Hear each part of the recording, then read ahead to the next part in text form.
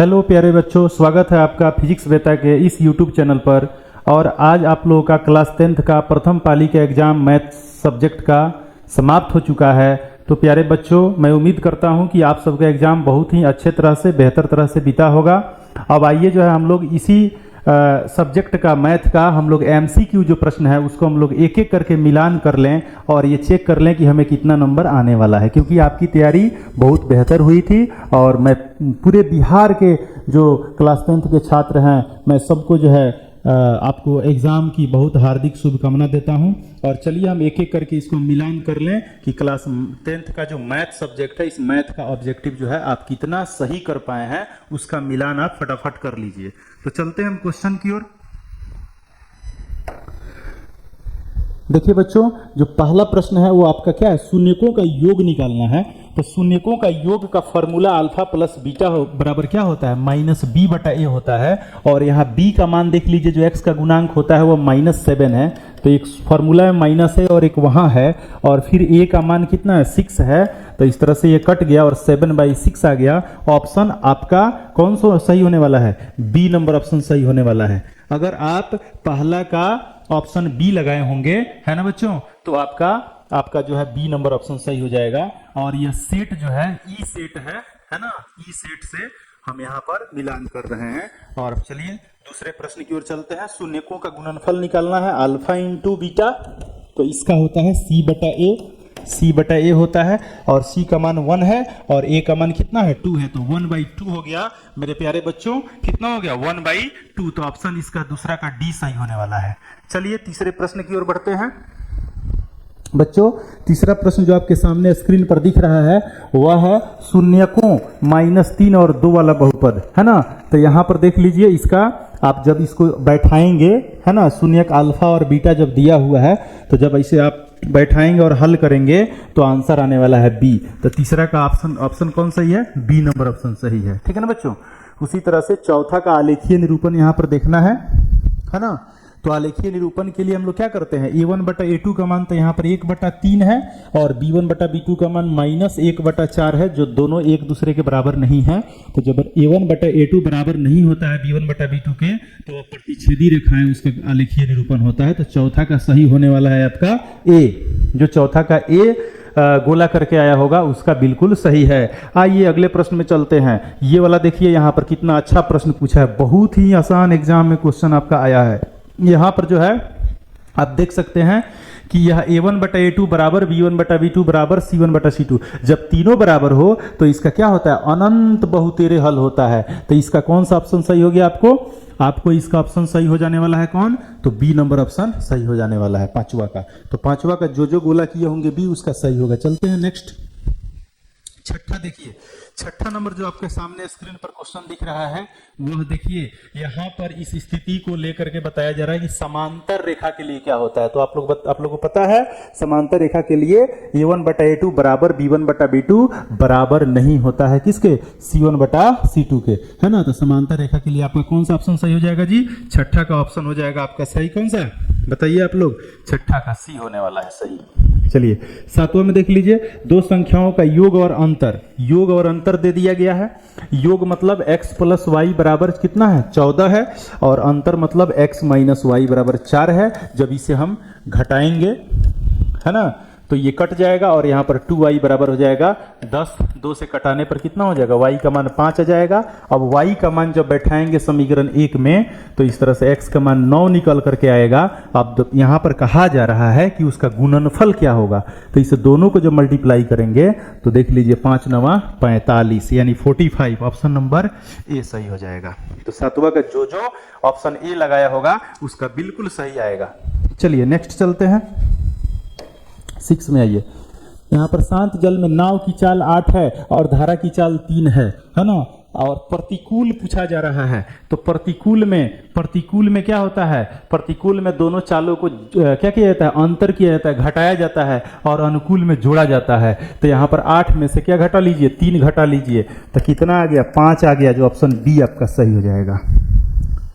ठीक है बच्चों, आइए 9 नंबर में चलते हैं, फटाफट हम लोग मिलाएंगे। 9 नंबर में बिना देरी किए हुए 9 नंबर में यहाँ पर देख लीजिए आप लोग, द्विघात समीकरण के लिए द्विघात वाले को ले लेना है ax स्क्वायर को। और यह द्विघात, जब द्विघात की मतलब क्या होता है ना, उच्चतम घात 2 हो तो इसका गुणांक जो है a 0 नहीं होना चाहिए, a 0 नहीं होना चाहिए। तो इसमें 9वां का आपका a नंबर ऑप्शन सही होने वाला है। ठीक है, इसमें 10 में विवेचक का मान पूछा जा रहा है आप लोगों से। विवेचक यानी d का फॉर्मूला होता है b स्क्वायर माइनस 4ac। अब जब इसे मान बैठा करके हल करेंगे तो आपका 10वां का आपका b सही होने वाला है, 76 आएगा, है ना। आगे चलिए 11 देखिए। 11 कह रहा है निम्नलिखित में से किस प्रकार के सभी त्रिभुज समरूप होते हैं। तो जो समबाहु त्रिभुज होते हैं वे समरूप होते हैं। समबाहु, वर्ग और वृत्त ये सब समरूप आकृतियां हैं, तो इसमें समबाहु त्रिभुज ऑप्शन दिया है तो यही सही हो जाएगा। अगला है समान भुजा वाले दो बहुभुज समरूप होते हैं, यदि उनकी संगत भुजाओं में संबंध बताना है तो उसकी संगत भुजाएं क्या हो, समानुपाती हो। तो 12 का आपका 20 सही होने वाला है ना।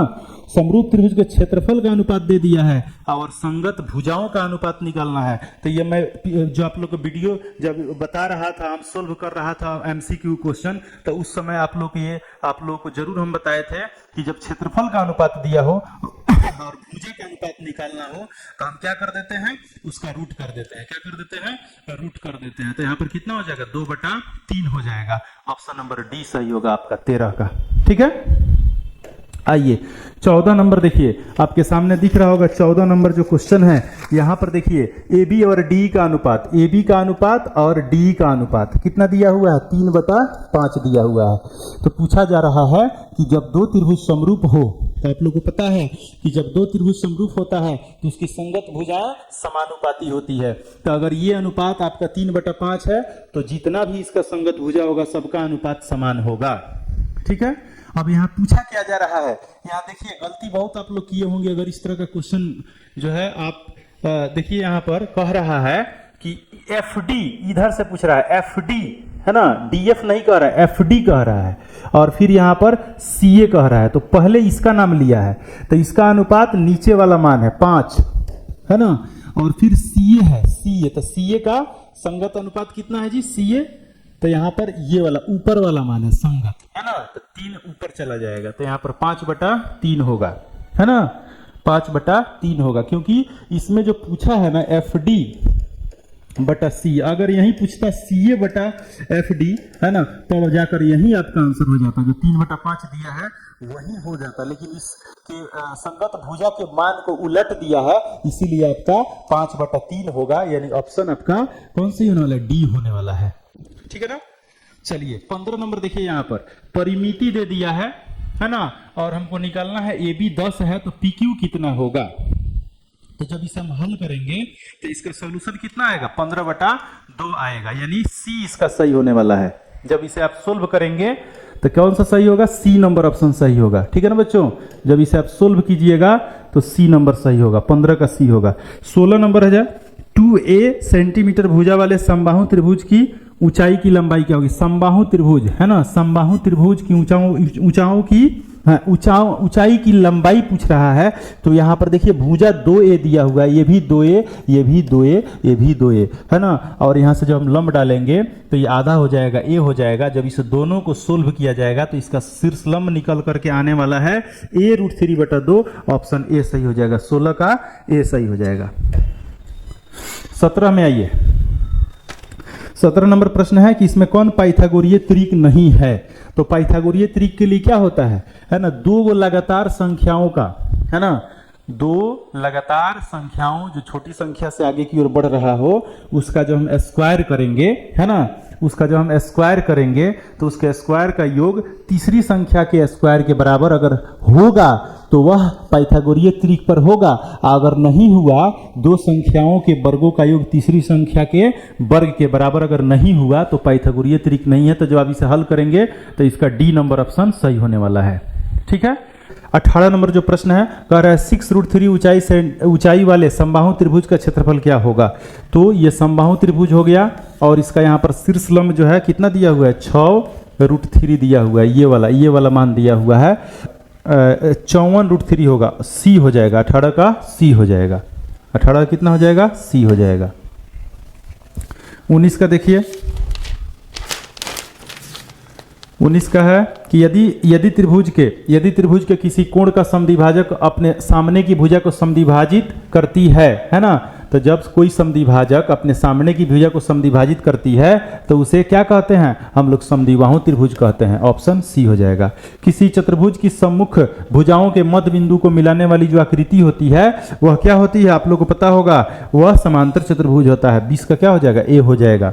21 नंबर में है साइन थीटा बराबर 45 बटा कितना 53। तो कॉस थीटा जब निकालेंगे तो इसका आंसर होने वाला है 28 बटा 53, यानी 21 का डी ऑप्शन सही होगा। 22 में आइए, इसका मान तो आप लोगों को पता है कितना होता है, 1 होता है। कितना होता है, 1 होता है। कितना होता है, 1 होता है। जब ऊपर वाला मान नीचे वाला का पूरक में बैठा हुआ हो, है ना, तो और बटा में हो, अनुपात में हो, है ना, अनुपात में हो, तो इसका आंसर क्या होने वाला है जी, इसका आंसर होने वाला है 1, है ना। तो इसमें देखिए निम्नलिखित विकल्पों में कौन इकाई के वर्ग नहीं है। तो इसमें फॉर्मूला है, या ये भी फॉर्मूला है ना, ये भी फॉर्मूला है और ये भी फॉर्मूला है। Cos square theta minus sine square theta वर्ग का फॉर्मूला नहीं है, इसीलिए आपका इसमें ऑप्शन कौन सा सही होगा, क्योंकि नहीं पूछा जा रहा है, तो इसीलिए सी नंबर ऑप्शन सही होगा। 24 में ये क्वेश्चन मैं बार बार बताया था, पेड़ की छाया की लंबाई और ऊंचाई वाला क्वेश्चन, है ना। छाया की लंबाई और ऊंचाई वाला क्वेश्चन बार बार पूछा गया था। और यहाँ पर सूर्य का उन्नयन कोण कितना होगा, तो 45 डिग्री होगा, यानी 24 का आपका सही हो जाने वाला है बी। आइए 25 में चलते हैं। कॉस थीटा का मान साइन के रूप में, तो कॉस थीटा का मान साइन के रूप में क्या होता है, कॉस थीटा बराबर होता है √1 माइनस साइन स्क्वायर थीटा, यानी ऑप्शन ए सही हो जाएगा। 26 का है सेक और कॉसेक थीटा बराबर है, तो थीटा का मान क्या होगा, तो सेक थीटा का होता है h बटा बी और कॉसेक थीटा का मान होता है h बटा पी। ये कट जाएगा, और जब p और b जब बराबर हो, है ना, जब लंब और आधार बराबर हो, तो जो कोण होता है ना वो समकोण होता है त्रिभुज, और ये जो न्यून कोण होते हैं वो 45 डिग्री के होते हैं। इसीलिए यहाँ पर ऑप्शन सही आपका हो जाएगा क्या, तो बी नंबर ऑप्शन सही हो जाएगा 26 का, ठीक है ना। 27 में जब आप इसे हल करेंगे तो बी नंबर ऑप्शन सही होगा 27 का। 28 में देख लीजिए, इसे जब आप हल कीजिएगा तो आपका आंसर आने वाला है कितना, 28 का ए आंसर आने वाला है, 28 का ए। 29 में आइए, 29 में जब इसे आप हल करेंगे, है ना, तो मान कितना आएगा, देख सकते हैं यहाँ पर कॉट ए प्लस 1 बटा कॉट ए बराबर कितना है, 2 है। तो इसको जब हम उल्टेंगे, है ना, तो क्या हो जाएगा, 1 बटा 10 हो जाएगा, और इसको उल्टेंगे तो 10 हो जाएगा बराबर 2। और जब होल स्क्वायर करेंगे बोथ साइड तो 1/10 स्क्वायर ए, और फिर ये इसको जो हम करेंगे तो कितना होगा, 10 स्क्वायर ए होगा। उसके बाद में फिर यहाँ पर a square plus b square plus 2a और b का मान है 10a, और बराबर हो जाएगा 2 के स्क्वायर 4 के, और जब ये कट जाएगा 10 से 10 तो 2 यहाँ बचेगा, और 2 जा करके उधर घटेगा, है ना, किसमें, 4 में। तो 4 में जब 2 घटेगा तो आपका आंसर कितना हो जाएगा जी, बताइए कितना हो जाएगा। जब 4 में 2 घट जाएगा तो आपका आंसर हो जाएगा कितना, 2 हो जाएगा। तो सी नंबर ऑप्शन सही हो जाएगा, सी नंबर ऑप्शन आपका सही हो जाएगा। 29 का कौन सही हो जाएगा, सी नंबर ऑप्शन सही हो जाएगा 29 का।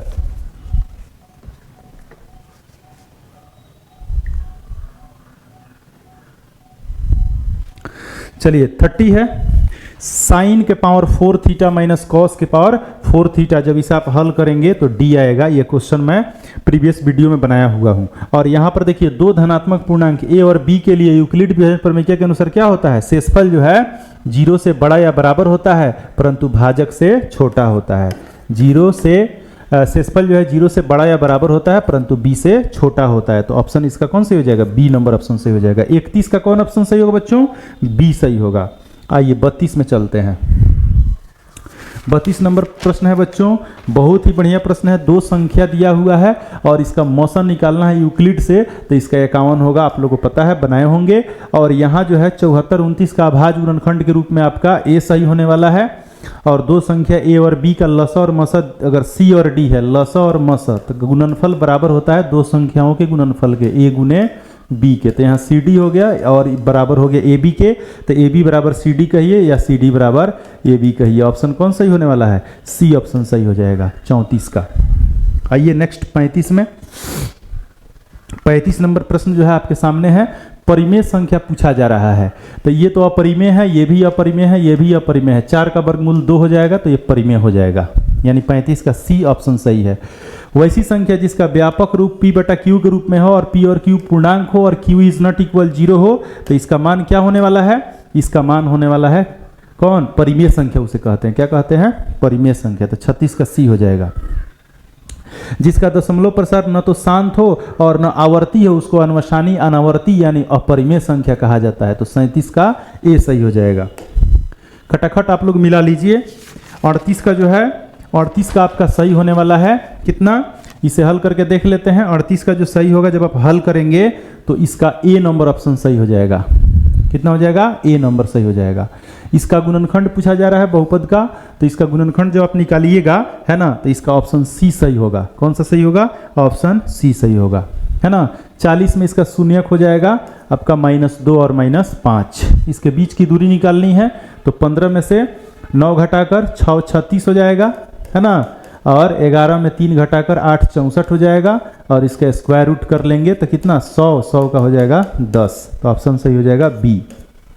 चलिए 42 में देखिए, सिर्फ इतना के त्रिभुज की परिमिति पूछा जा रहा है। त्रिभुज की परिमिति पूछा जा रहा है। जैसे इसका दिया हुआ है कितना? ए मान लीजिए यह है 0,7 और ये है आपको 0,0 और ये है आपका 24,0, है ना।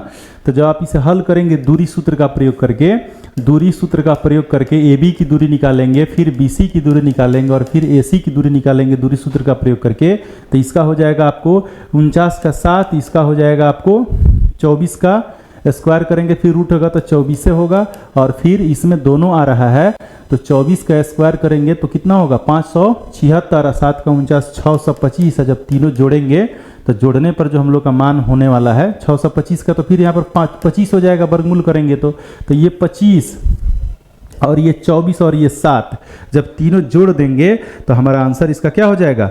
इसका आंसर हो जाएगा, जोड़ करके देखेंगे, 25 5 4 9 9 7 16 के 6 हाथ में लग गया 1 2 2 4 1 5 56 इसका आंसर हो जाएगा। ऑप्शन नंबर डी सही होने वाला है। 43 में आ जाइए।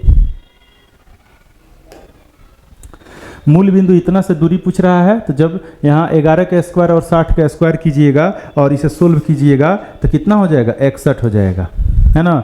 यह पूछ रहा है एक रेखीय, तो एक रेखीय के लिए क्या होता है? एक रेखीय का मतलब संरेखीय हुआ। अब जब इसे आप हल करेंगे, है ना, भुज का अंतर बटा कोटि का अंतर और फिर बटा बराबर करेंगे, फिर वही चीज़ भुज का अंतर माइनस कोटि का अंतर, और जब इसे इक्वल करेंगे क्रॉस मल्टीप्लाई करेंगे तो ये सी नंबर ऑप्शन सही होगा। 44 का सी होगा। 45 मिला लीजिए। त्रिभुज का क्षेत्रफल क्या होता है? त्रिभुज का क्षेत्रफल ये वाला फार्मूला लगा करके 1/2 into x1 into y2 minus y3 plus x2 into y3 minus y1 plus x3 into y1 minus y2 करेंगे, तो इस पर जब सोल्व करेंगे तो इसका आंसर आएगा 8 आएगा, है ना। कितना आएगा? 8 आएगा, है ना। चलिए 46 में अर्धवृत्त की परिमिति पूछा जा रहा है। अर्धवृत्त की परिमिति, परिमिति का मतलब क्या होता है? ये आपका कुल पूछा जा रहा है। परिधि जो है, अर्धवृत्त की परिधि क्या होती है? पाई आर, और फिर इसको जोड़ना है, व्यास को जोड़ना है, तो व्यास जो है त्रिज्या के दुगुना होती है, तो इस दोनों को प्लस करेंगे तो पाई आर प्लस 2r होगा।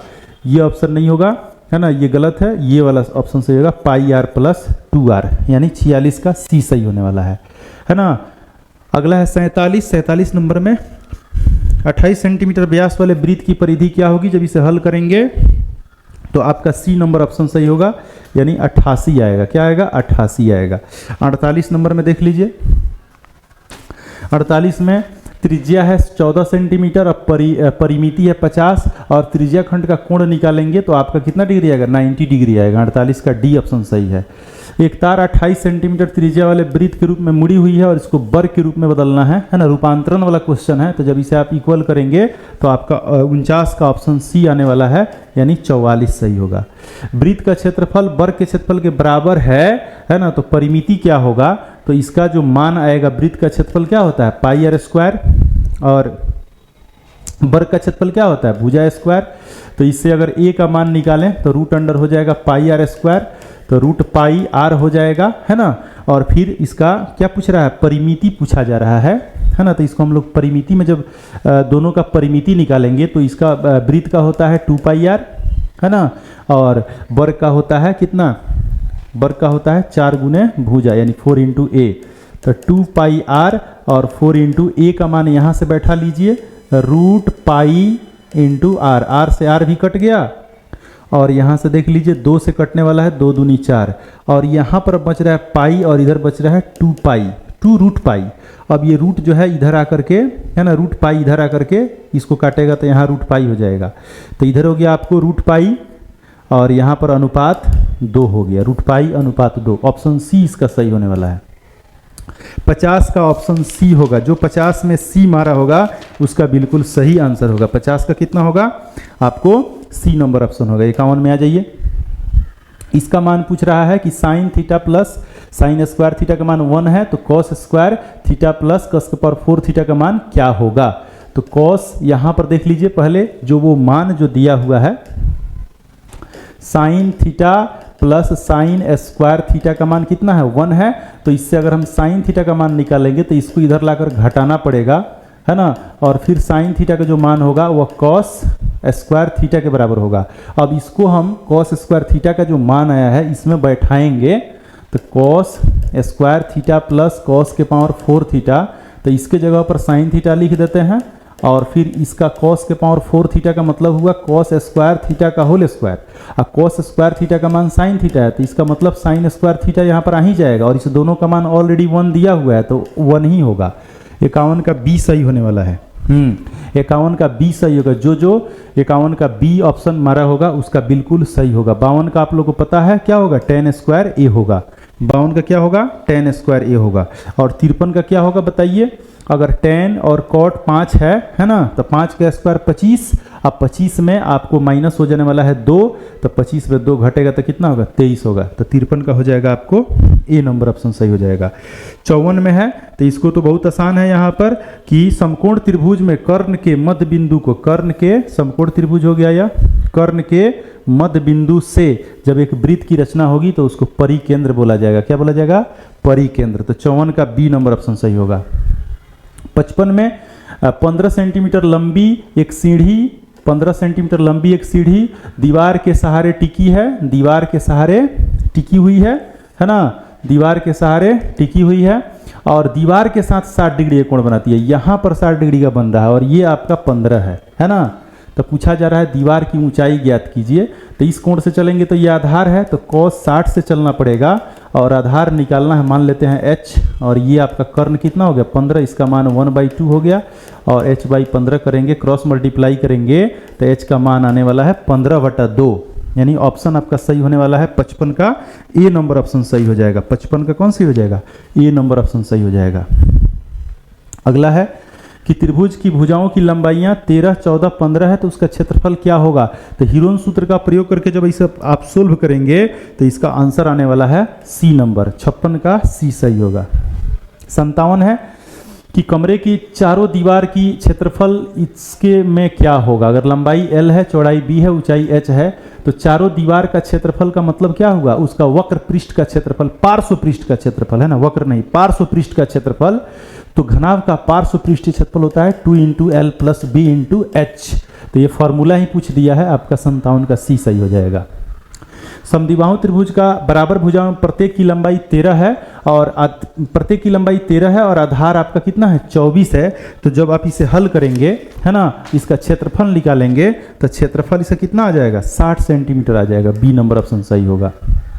यदि समबाहु त्रिभुज का क्षेत्रफल 36√3 सेंटीमीटर स्क्वायर है तो परिमिति क्या होगा। तो क्षेत्रफल से भुजा निकाल लेंगे और भुजा से फिर परिमिति निकाल लेंगे तो इसे जो आप सोल्व करेंगे तो 36 आने वाला है, यानी इसका सी नंबर ऑप्शन सही हो जाएगा 59 का।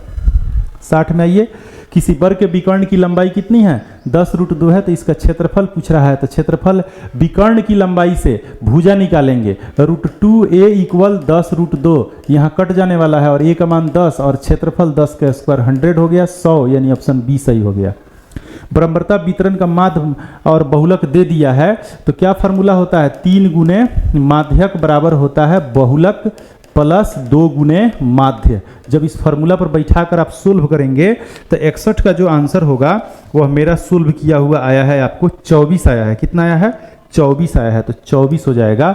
जब इसे आप सोल्व करेंगे तो कितना हो जाएगा? 24 हो जाएगा। 61 का आपका सी आने वाला है। आइए 62 में देखते हैं।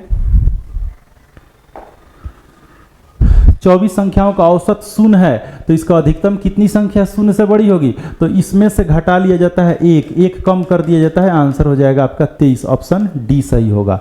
एक निश्चित घटना की प्रायिकता क्या होती है? एक होती है, सबको पता है एक होती है। एक पासे को एक बार उछालेंगे अभाज्य संख्या कितना आएगा? 3 गो अभाज्य संख्या होता है तो 3/6 करेंगे तो आपका आंसर क्या होने वाला है बताइए? 64 का आपका आंसर ए हो जाएगा। 64 का क्या हो जाएगा? ए हो जाएगा। चलिए 65 में देखिए। 65 है, निम्नलिखित में कौन सा विकल्प किसी घटना की प्रायिकता नहीं हो सकती है ना?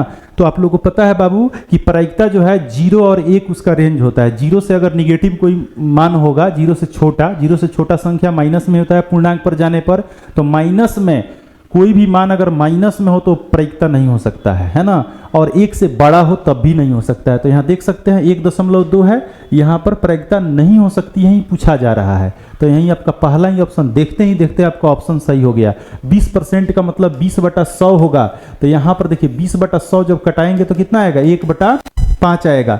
ये मान जो है आपका 1 से छोटा है। तो 1 से जब छोटा होगा तो इसका मतलब जो घटना की प्रायिकता होती है वह कब संभव होती है? जब उसका मान 0 से बड़ा या बराबर हो परंतु 1 या 1 से छोटा हो। इस दायरे में जब हो तो वह प्रायिकता होगा, अन्यथा नहीं होगा।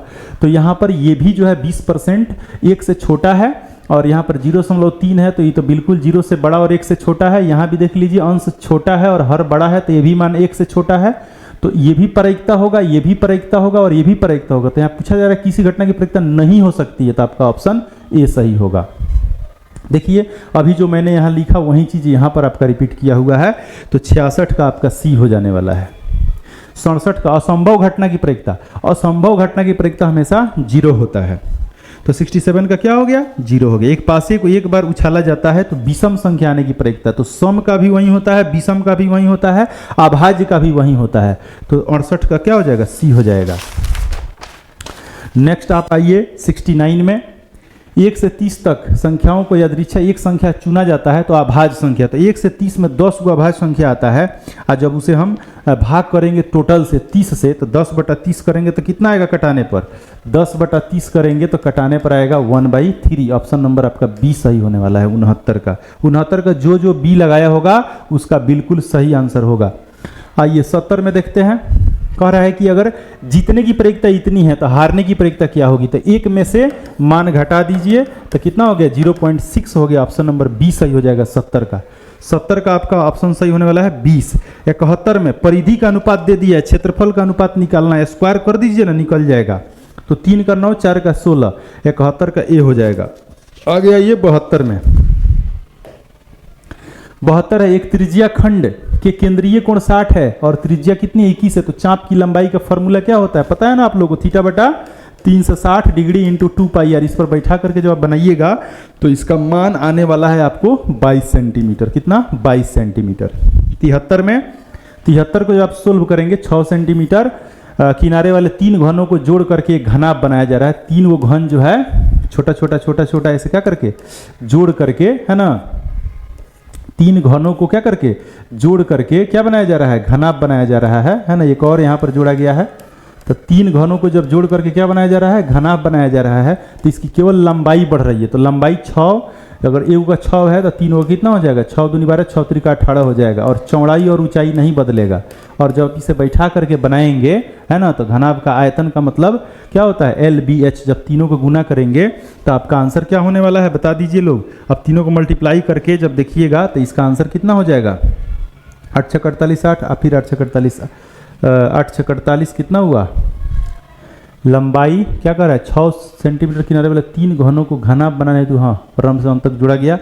तो आपका 6 12 6 त्रिक 18 लंबाई ये हो जाएगा 6 12 18। आप जब इस तीनों को मल्टीप्लाई करेंगे, है ना, तो कितना हो जाएगा? इसे आप हल कर लीजिए और हल करके देख लीजिए कितना होगा। इसका आंसर होने वाला है आपका, जब तीनों को हम मल्टीप्लाई करेंगे, है ना, जब तीनों को मल्टीप्लाई करेंगे 18 इंटू 6 तो 648 हो रहा है। तो ऑप्शन हो जाएगा आपका ए नंबर ऑप्शन सही हो जाएगा, है ना, क्योंकि घनाभ का आयतन निकालना है तो L into B into H जब करेंगे तो आपका हो जाएगा 648, ठीक है ना, 648 हो जाएगा। आगे देखिए हम लोग चलते हैं आपको 74 नंबर क्वेश्चन में। 74 नंबर क्वेश्चन जो है, दो गोलों का पृष्ठीय क्षेत्रफल इतना है तो इसका आयतन का अनुपात क्या होगा। तो पृष्ठीय क्षेत्रफल दिया हुआ है और आयतन निकालेंगे और जब इसे सोल्व करेंगे तो आयतन कितना आएगा, 4:3 आएगा, 4:3 आएगा। यदि घन का संपूर्ण पृष्ठीय क्षेत्रफल 800 कितना है 64 है तो इसका आयतन क्या होगा। तो जब आप इसे हल करेंगे, है ना, जब आप इसे हल करेंगे तो इसका आंसर आने वाला है, क्योंकि पृष्ठीय क्षेत्रफल से क्या निकलेगा, भुजा निकलेगा, है ना। तो भुजा आपका निकलने वाला है 12, अब 12 का 3 बार गुना करेंगे तो आयतन होगा तो 1728 हो जाएगा।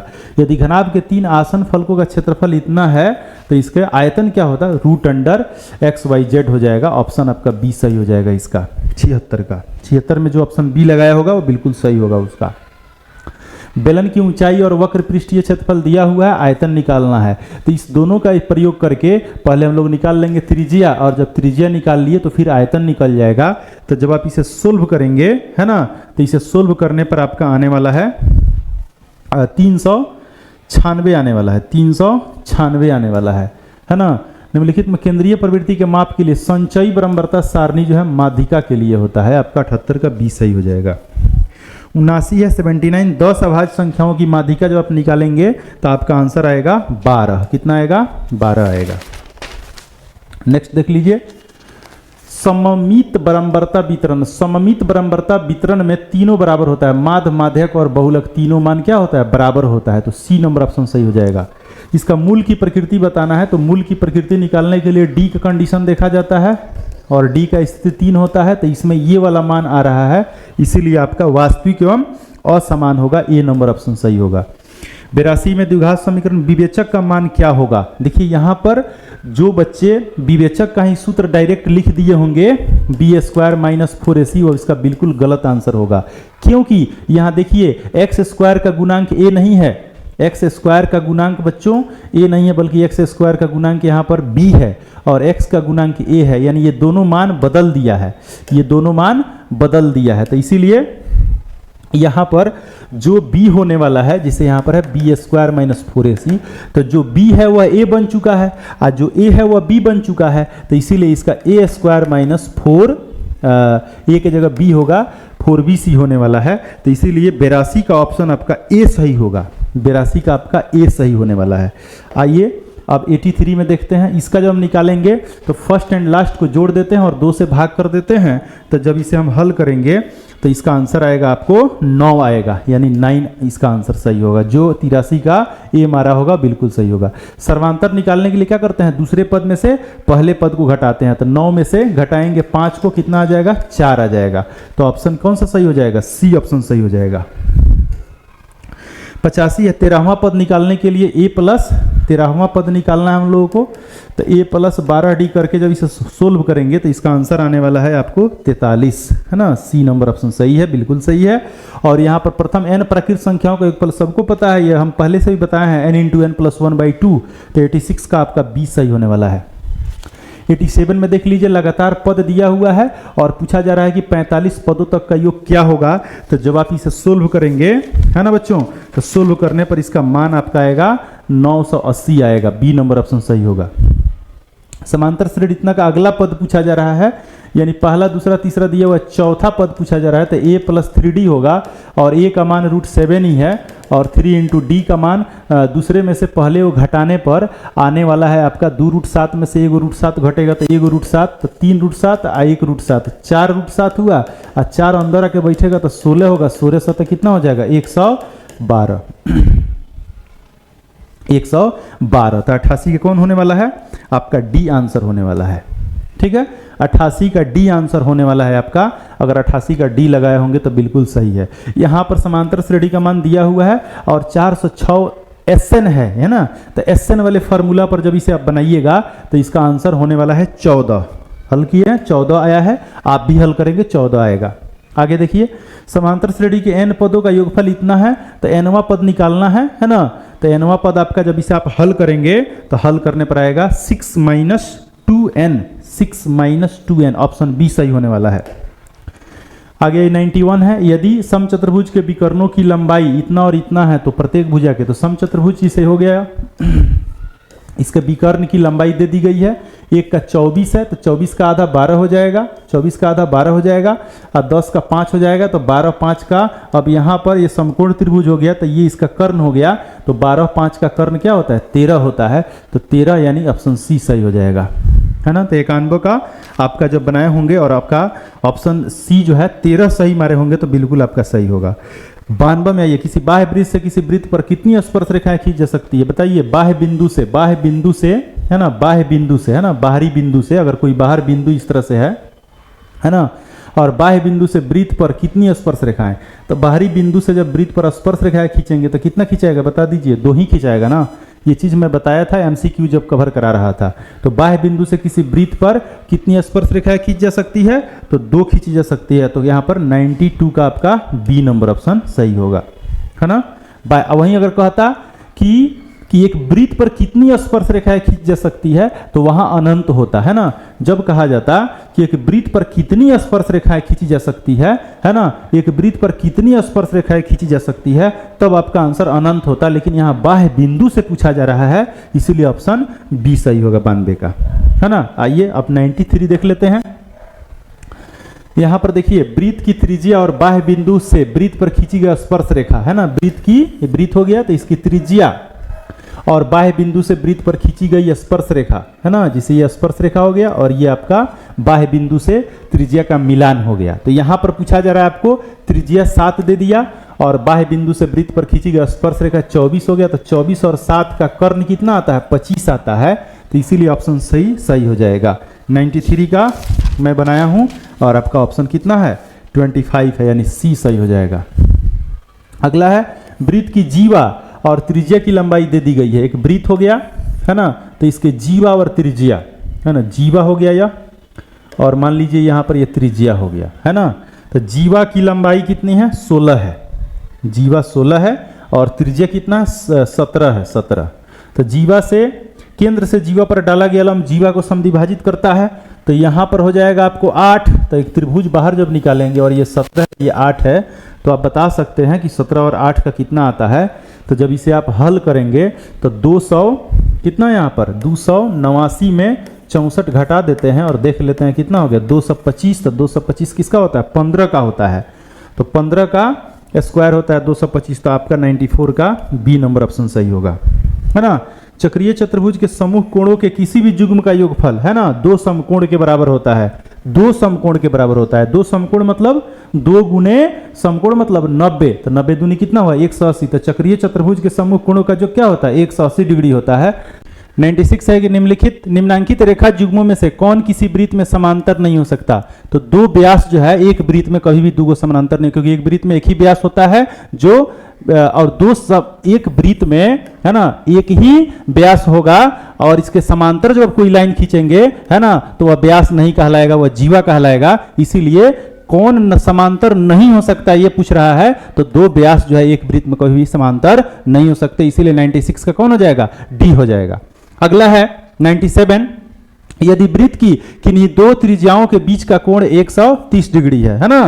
यदि किसी वृत्त की किन्हीं 2 त्रिज्या, है ना, जैसे ये वृत्त हो गया और यहाँ पर हम 2 त्रिज्या ले लेते हैं और इसके बीच कितना कोण हो गया, 130 हो गया।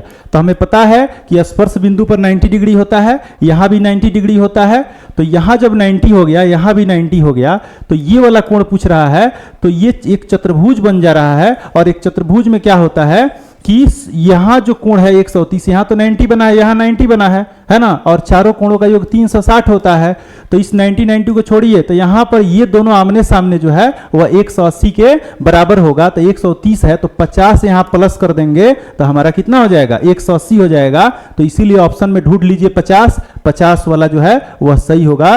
तो जो बच्चे ऑप्शन सी मारे होंगे 97 का, उसका बिल्कुल सही आएगा, ठीक है ना। 98 में देख लेते हैं, यदि समांतर चतुर्भुज के विकर्ण बराबर हो तथा एक दूसरे को समकोण पर समद्विभाजित करे, है ना, तो वह कौन सा चतुर्भुज होगा।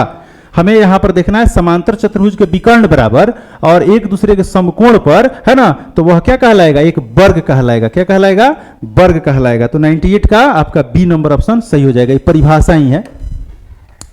आगे देखिए 99 में सम चतुर्भुज के विकर्णों में क्या संबंध है। तो सम चतुर्भुज में होता क्या है, सम चतुर्भुज के जो विकर्ण होते हैं ना, सम चतुर्भुज के जो विकर्ण होते हैं वे एक दूसरे को, है ना, परस्पर समकोण पर समद्विभाजित करते हैं।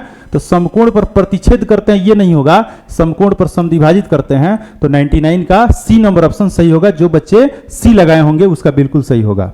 आगे है किसी वृत्त के केंद्र पर, ध्यान दीजिएगा ये क्वेश्चन जो बहुत इंपॉर्टेंट है।